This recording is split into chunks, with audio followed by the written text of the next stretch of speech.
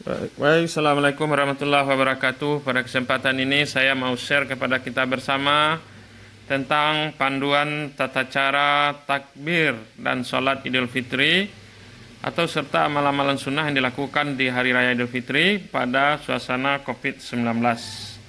Silahkan didengarkan. Assalamualaikum warahmatullahi wabarakatuh. Kita sekarang akan menyampaikan fatwa MUI Majelis Ulama Indonesia nomor 28 tahun 2020 tentang panduan kaifiat takbir. Kaifiat takbir artinya cara-cara takbir dan sholat Idul Fitri saat pandemi COVID-19.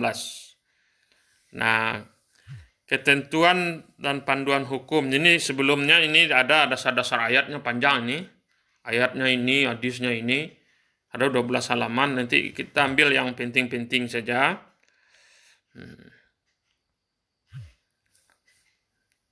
Kita ambil yang penting-penting saja. Dasarnya ayat Al-Quran, hadis, itu tidak kita bacakan. Kita baca ketentuan dan panduan hukum. Ketentuan hukum. Perhatikan Kak Dek. Salat Idul Fitri hukumnya sunnah muakkad yang menjadi salah satu syiar keagamaan ya. Syiar min sya'airil Islam. Jadi hukumnya adalah sunnah muakkad.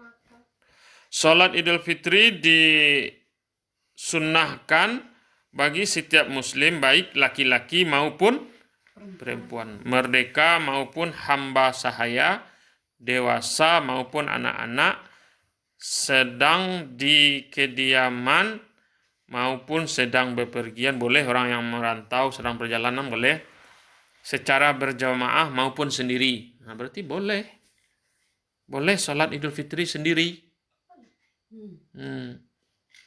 Kalau tidak ada pergi sholat di rumah sendiri.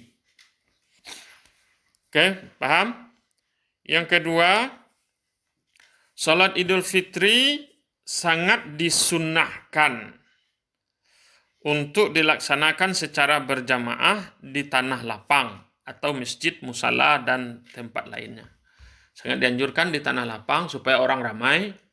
Kalau bisa satu nagari itu satu tempat. Kalau tidak satu masjid boleh. Boleh musala juga boleh, tempat-tempat lain. Salat Idul Fitri berjamaah boleh dilaksanakan di rumah. Boleh. Pada malam Idul Fitri, umat Islam disunnahkan untuk menghidupkan malam Idul Fitri dengan takbir, tahmid, takbir apa?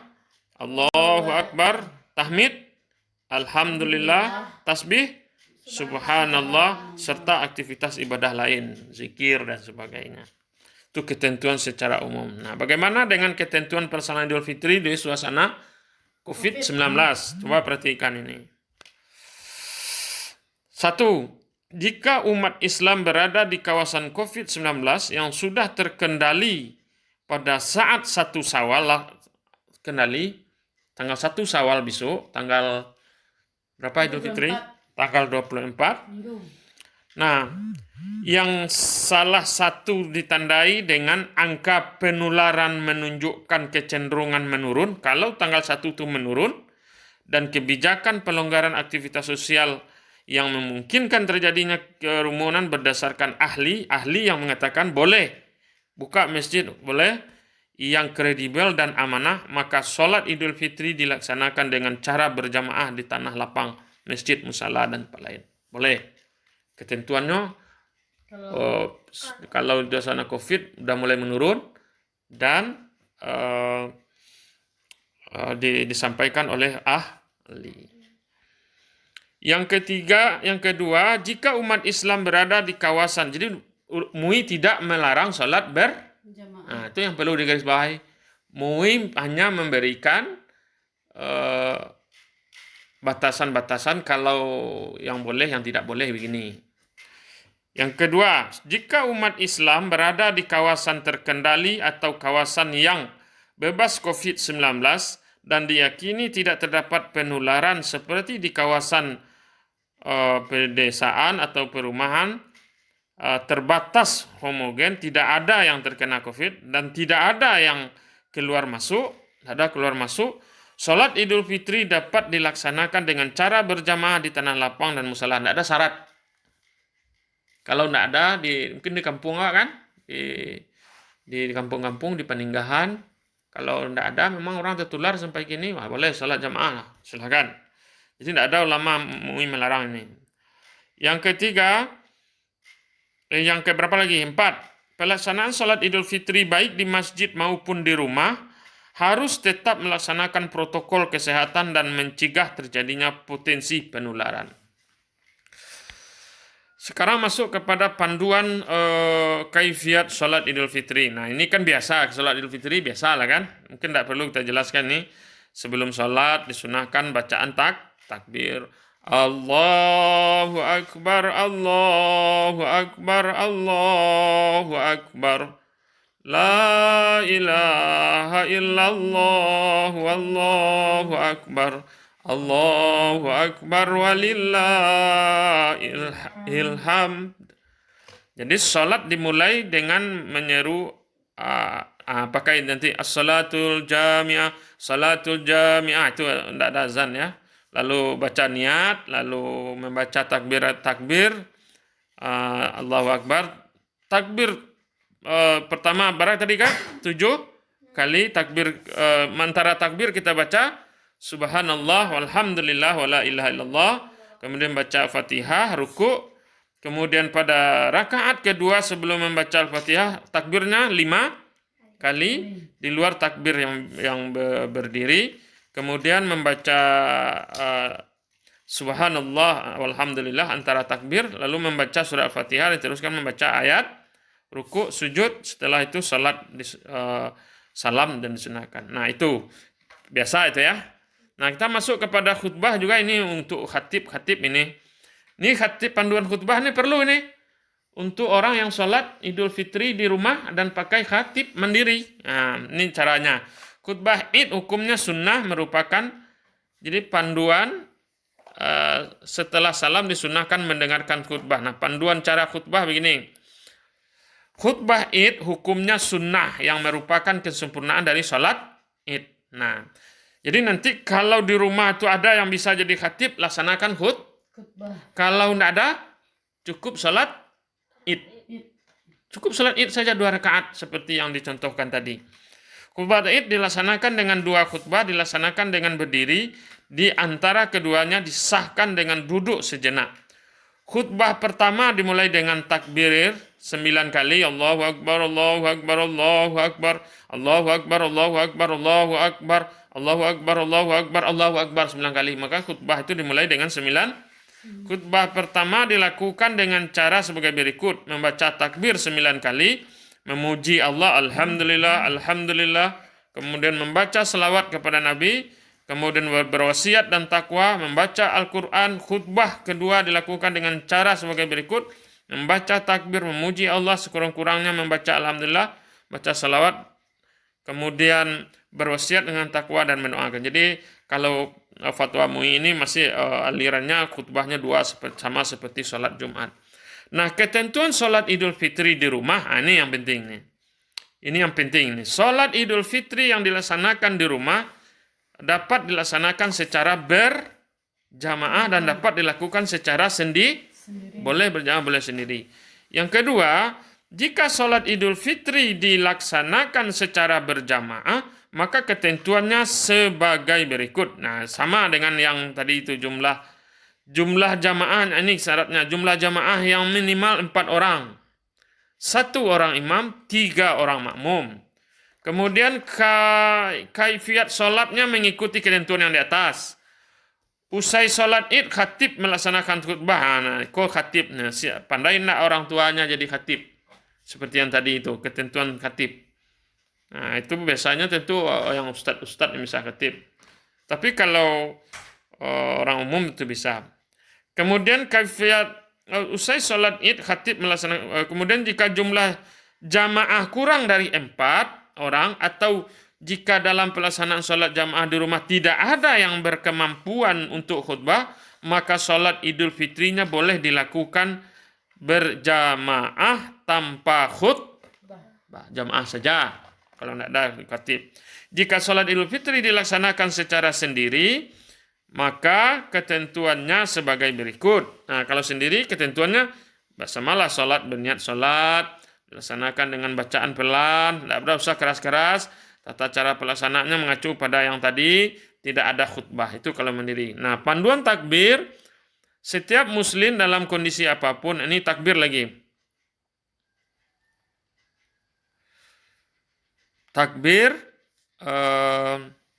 pada waktu pelaksanaan takbir,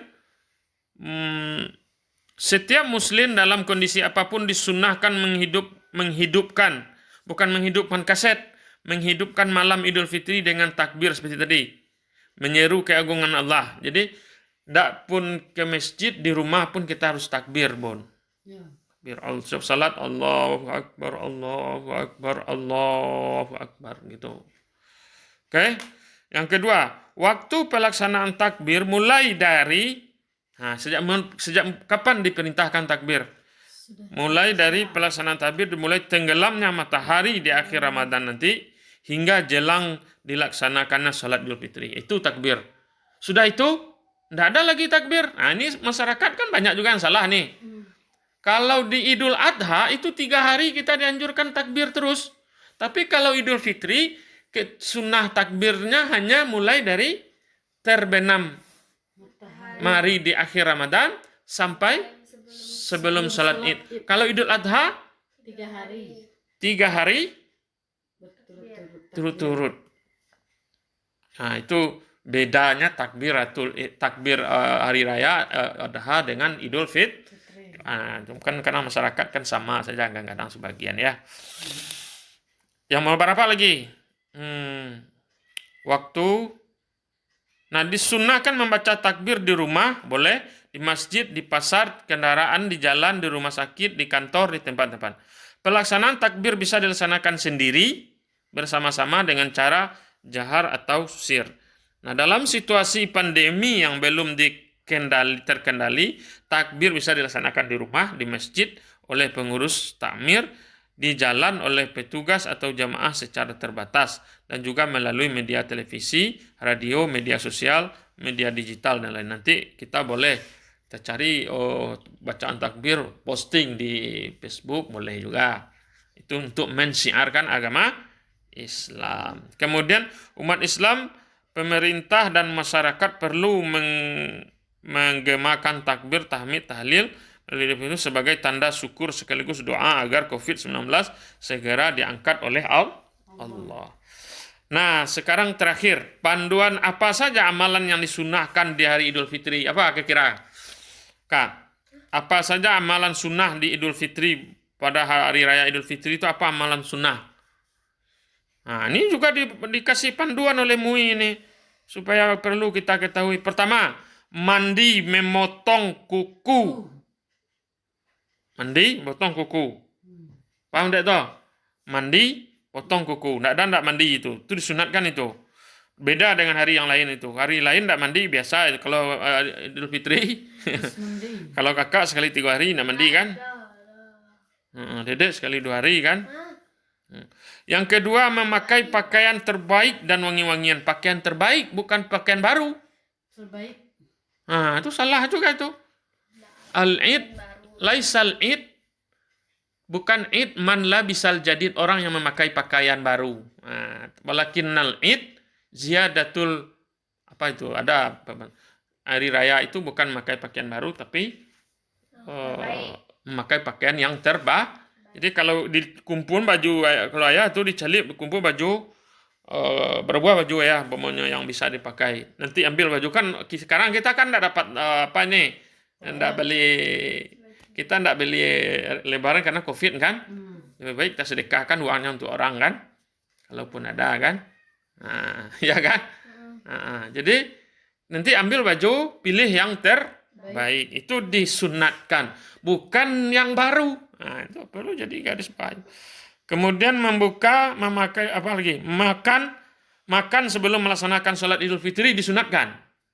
Beda dengan Idul Adha dianjurkan puasa. Itu bedanya ya. Kemudian melewati jalan yang beda antara pergi dan pulang. Nah, itu disunatkan tuh Kak. Jadi kalau awak umpamanya, kalau ini masjid, ini rumah, Anda jalan ke sini. Kalau di kampung kita, naik di rumah kita itu jalan lewat tanah lapang. Kalau yang pulangnya lewat banda, itu disunatkan itu. Nah, kan nggak tahu Kak selama ini kan. Kemudian yang ke berapa lagi? Terakhir, nah ini saling mengucapkan selamat tahniah boleh dianjurkan, antara lain dengan mengucapkan takabballahu minna wa minkum, minimal takabbalallahu